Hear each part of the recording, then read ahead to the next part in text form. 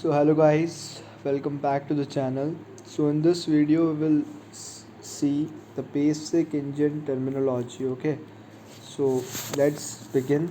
So you can see that this is the inlet, okay, and this is the outlet, and this area, okay, this area when the piston is at TDC, this is TDC, okay, top dead center, and this is BDC, bottom dead center,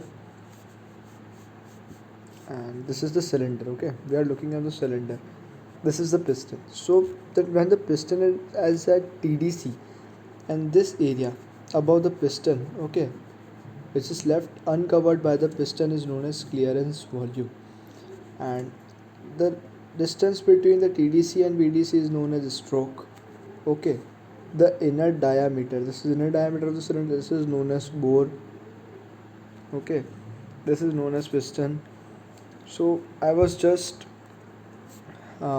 making you understand that what is known here. Okay, and so let's go downwards, okay, and read the definitions and see the definition. Okay, so this is अभी top dead center है, ठीक है. When the piston moves in upward direction on the cylinder, a point at which the piston comes to rest and changes its direction is known as top dead center. It is situated at top end of the cylinder.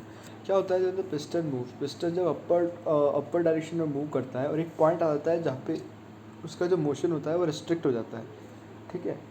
तो piston क्या होता है कि जैसे उसका motion restrict होता है तो वो रेस्ट में आ जाता है, और रेस्ट में आने के बाद क्या है, वो उससे ऊपर तो मूव कर नहीं पाता है. तो वो जो पॉइंट होता है, ठीक है, उसको अपन कहते हैं टॉप डेड सेंटर. और बॉटम डेड सेंटर किसको कहेंगे कि भाई जो पिस्टन नीचे डाउनवर्ड डायरेक्शन में मूव कर रहा है, ठीक है, डाउनवर्ड डायरेक्शन में मूव कर रहा है, और एक पॉइंट पे आके वहाँ भी डाउनवर्ड डायरेक्शन में रेस्ट्रिक्शन तो होगी कि उससे नीचे नहीं जा सकता है, ठीक है. तो जहाँ वो नीचे आ जाएगा उस पॉइंट को अपन कहेंगे, जब वो नीचे आएगा और रिस्ट्रिक्ट हो जाएगा, रेस्ट पे आ जाएगा, उस पॉइंट को अपन कहेंगे bottom dead centre BDC.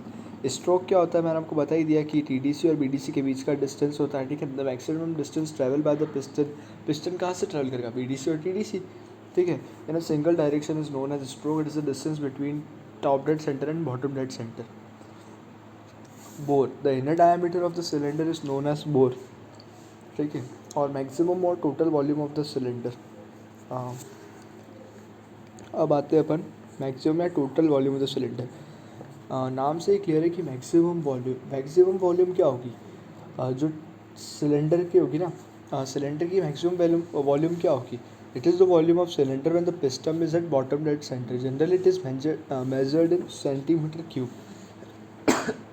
Sorry, ठीक है. मैक्सिमम वॉल्यूम क्या होगी जब वो सिलेंडर बॉटम डेड सेंटर पे है, तो उसके ऊपर की पूरी वॉल्यूम वो होगी मैक्सिमम वॉल्यूम. फिर मिनिमम में क्लियरेंस वॉल्यूम मैंने आपको दिखाई थी, जब पिस्टन TDC पे है और जो ऊपर जो वॉल्यूम जगह छूट रही है उसको अपन कहते हैं मिनिमम और क्लियरेंस वॉल्यूम. अब स्वेप्ट वॉल्यूम की बात है तो स्वेप्ट आपको अंदाज़ा लगा देना चाहिए. जब पिस्टन BDC पे है तो मैक्सिमम वॉल्यूम है, टोटल वॉल्यूम है. जब पिस्टन TDC पे है, ठीक है, तो उसको कहते हैं अपन मिनिमम या क्लियरेंस वॉल्यूम. तो स्वेप्ट वॉल्यूम क्या होगा, obviously total volume minus clearance volume. Swept volume क्या होगी, जब पिस्टन ने स्वेप्ट करी है, जब पिस्टन ने ट्रेवल करी है उस वॉल्यूम में, कितने वॉल्यूम में पिस्टन ट्रेवल किया होगा, टोटल होती है, क्लियरेंस में वो जा नहीं पाता है, ठीक है. तो क्लियर है, total volume minus clearance volume. It is the volume which is swept by the piston and the difference between the total volume and the clearance volume is known as swept volume. फिर आता है compression ratio. ये बहुत important है, compression ratio, ठीक है. तो जो कंप्रेशन रेशियो होता है क्या, टोटल वॉल्यूम और क्लियरेंस वॉल्यूम का रेशियो होता है, ठीक है. तो ये जो डीजल इंजन होते हैं ना, compression ignition engine, diesel engine, उनके लिए कंप्रेशन रेशियो हाई रहता है. इसका वैल्यू क्या होती है 14:1 to 22:1. और स्पार्क इग्निशन ऐसा इंजन है, अपने जो पेट्रोल इंजन होते हैं ना, उसके लिए इसकी वैल्यू रहती है 4:1 to 8:1. कहीं कहीं ये 5:1 to 8:1 भी लिखा होता है, लेकिन उससे कोई प्रॉब्लम नहीं है. 4:1 5:1 में इतना कोई ज़्यादा फ़र्क नहीं पड़ता है, ठीक है. फिर आता है अपना stroke bore ratio. Stroke bore ratio में क्या होता है, नाम से ही क्लियर है, स्ट्रोक बोर रेशियो, ठीक है. लेकिन आप इसमें कन्फ्यूजन क्या होता है कि स्ट्रोक बोर रेशियो बच्चे नाम से क्लियर कर देते हैं ratio of stroke upon bore. नहीं, stroke bore ratio is the ratio of bore to the length of stroke, उल्टा है, ठीक है, बोर स्ट्रोक हो रहा है फॉर्मूले में। स्ट्रोक अपन ने पढ़ लिया, T D C to D B D C की डिस्टेंस, और बोर क्या है, डायमीटर है, डायमीटर ऑफ द सिलेंडर। तो stroke bore ratio is the ratio of bore diameter of cylinder to the length of stroke. It is generally equal to 1 for a small engine and less than 1 for large engine. ठीक है, अब stroke bore engine अपने लिया, inner diameter of cylinder to length of bore. अब आती है एक main term, mean effective pressure. ये क्या होती है कि average pressure during power stroke, power stroke में जो एवरेज प्रेशर डेवलप हुआ minus the average pressure during other stroke. समझ रहे हो, mean effective pressure power stroke पर जो pressure, average pressure of power stroke minus average pressure of other stroke. Other stroke माने तो अपने संक्शन, कंप्रेशन, एग्जॉस्ट, ठीक है।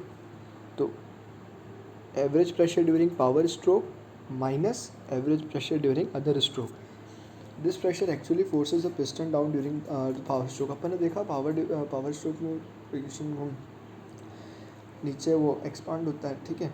तो किस लिए होता है, जब pressure actually forces the piston, जो प्रेशर डेवलप होता है ना, जिससे पिस्टन नीचे डाउनवर्ड डायरेक्शन में मूव करता है और एक यूजफुल वर्क अपन को मिलता है वहाँ से, उसको अपन कहते हैं ना मेन इफेक्टिव प्रेशर।